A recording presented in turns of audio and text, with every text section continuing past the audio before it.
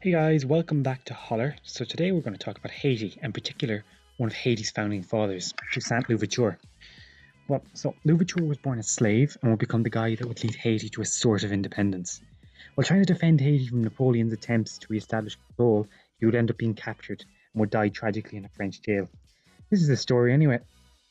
But before all that, of course we got to talk about colonial Haiti. Haiti was called Saint Domingue back in the day and was first colonized by Spain.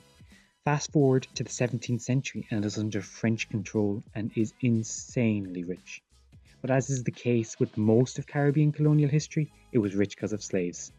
The massive slave plantations produced 40% of Europe's sugar and 60% of Europe's coffee. Depressingly, Haiti had the second most amount of slaves, only behind Brazil. Also, side note, I'm really bad at this game. Soon enough, a unique as hell class structure developed on the island. On top were the Grand Blancs, the rich white asses who owned slaves and plantations and such. Just below them in status were the wealthy free men of colour. Below that were the Petite Blancs, the artsy poor and the white folk of the island. And of course, at the bottom were the slaves, which made up 90% of the population. Seems like a recipe for colonial stability to me, but you know, what do I know? Anywho, in 1789, some Frenchies got a little bit pissy and had a big old revolution. It was a bit of a big deal, you may have heard of it. Well, their new ideas of liberty, equality and fraternity was the 18th century's hottest mixtape and spread all over the francophone world. The artsy poor white folk in Haiti got wind of it and seized Haiti's capital, Port-au-Prince, which began the Haitian Revolution. The revolution started off minor-ish, but went from 0 to 100 when in August 1791 the slaves revolted. And it is here we meet our main guy, Toussaint Louverture. Baby Toussaint was born the eldest of 7 children on the Breda slave plantation in 1743. Not much is known about Louverture as a tot, but his childhood was probably awful. What we do know is in 1776 Toussaint Breda was freed and adopted the name Louverture. Anyhow, fast forward to Haiti in 1791 and it is in absolute turmoil. Colonial rule has all but collapsed. France is on fire and at war with almost everyone, including Britain and Spain, and nobody really knows who's in charge. Louverture rose to prominence as an officer in the slave army in 1792, where he gained credit for exceptional generalling abilities. From there, Louverture entered into an alliance with Spain and became a commissioned officer in the Spanish army, which sought influence in the French half of the island of Hispaniola. Louverture quickly proved his leadership.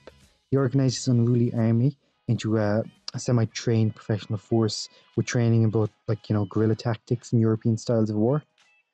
Britain invaded Saint Domingue in 1793 because it wanted to get some control over that sweet, sweet sugar. This forced France to realise that it was going to lose if it tried to fight literally everybody at once. So in an attempt to get the black population of the island back on side, the National Assembly in Paris abolished slavery in 1794. This worked and Louverture switched allegiance back to France from Spain. Spain was largely unable to influence the course of the war anymore and sued for peace in 1795 with the Treaty of Basel and bowed out of the war.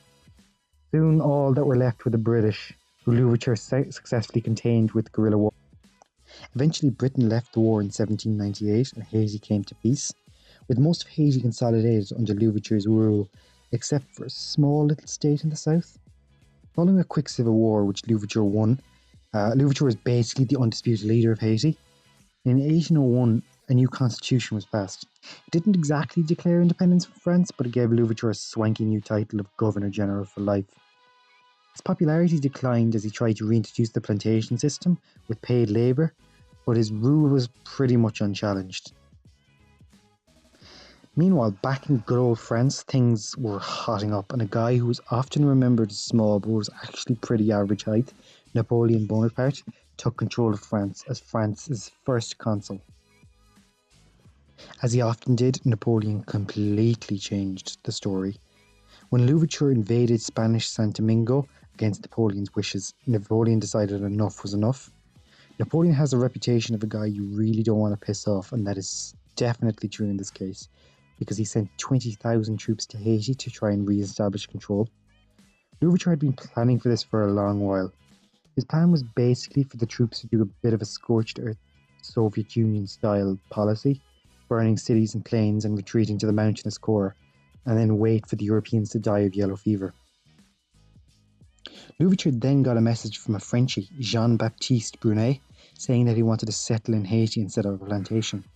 Louverture was then arrested by the same treacherous Frenchie when he went to meet up with them, and was put aboard a ship called La Creole, I don't know, accused of plotting an uprising and sent to Fort de Joux,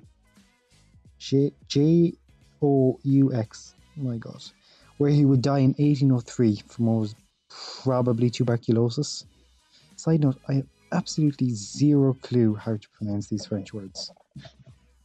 His lieutenant, Jean-Jacques Dessalines, who many accuse of being involved in the arrest, would go on to use Louverture's plan and defeat the French, and then declare independence. And that was the sad end of Toussaint Louverture. Despite his sudden end, Toussaint was basically the guy who founded the second independent country in the Americas, behind the US, and led what many have argued was history's first successful slave revolt. Toussaint is honoured in Haiti as a founding father of the world's first black republic, but his legacy is often eclipsed by his lieutenant, Jean-Jacques Dessalines, who finished the war.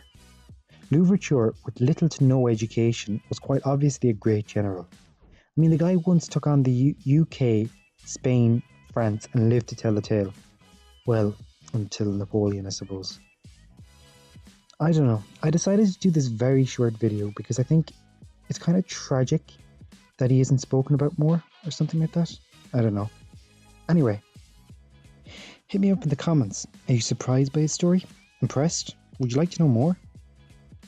That's all from Holler. See you later, guys. Good luck. Bye-os.